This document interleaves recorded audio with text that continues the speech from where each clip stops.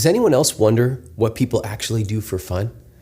Everyone's always talking about these cool hobbies, and I know sometimes I'm like, dude, I have an entire weekend free. What should I do? It's funny, on one of our team calls, one of my coworkers told us that he recently Googled, what do people do for fun? Now, we all laughed, but I think there's actually something kind of true there. It's funny when you think about it.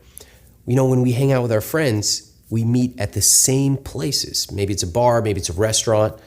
When we get home from work, I'm gonna guess that you pull up the same websites. In fact, I'm gonna guess that you sit in the same place. And when we work out, most of us work out on the exact same machines. Now, it might seem boring, but I also think that it's easy to understand why. Because we like to stick with what we know. Well, the realization I've had with learning things fast is that it's a big world out there. There's a lot of stuff to learn, there's a lot of stuff to do. And to me, part of living a rich life is having those rich experiences. For example, in the last few months, my sister told me about a trapeze class. My friends all went to a sake tasting, and another friend took me to a gun range. Now, these are things I wouldn't normally think to do, but I loved it. Well, I loved all of it except for the trapeze class. I'm not gonna do that again. I learned something, we laughed at how bad we were, and we got better. These are the kind of experiences that we remember. And this is really important. If you think about the events you remember, the really memorable ones, where are they?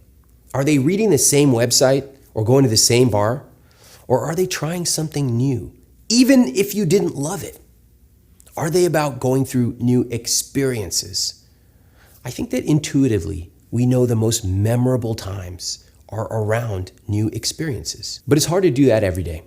And listen, I love routine as much as anyone.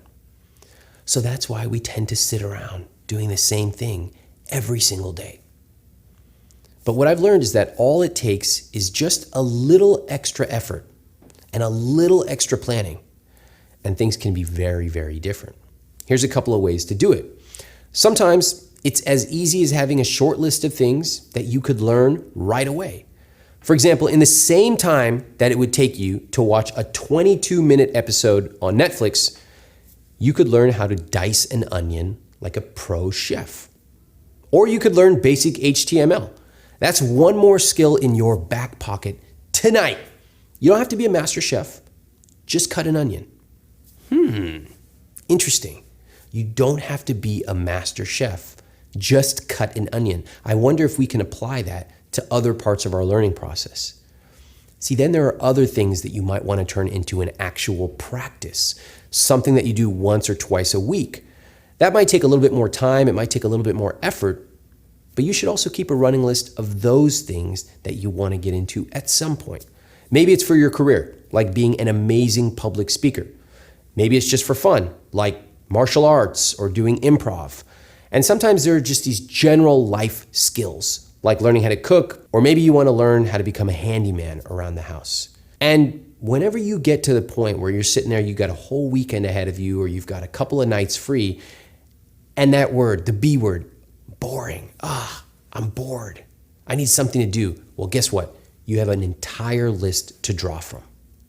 Now, we all go through periods of life where things get boring and stagnant. That is normal. It's fine. I'm not going to try to tell you that life should always be exciting. It's just not true. But my solution is not to just wait it out or to keep doing what I've always been doing.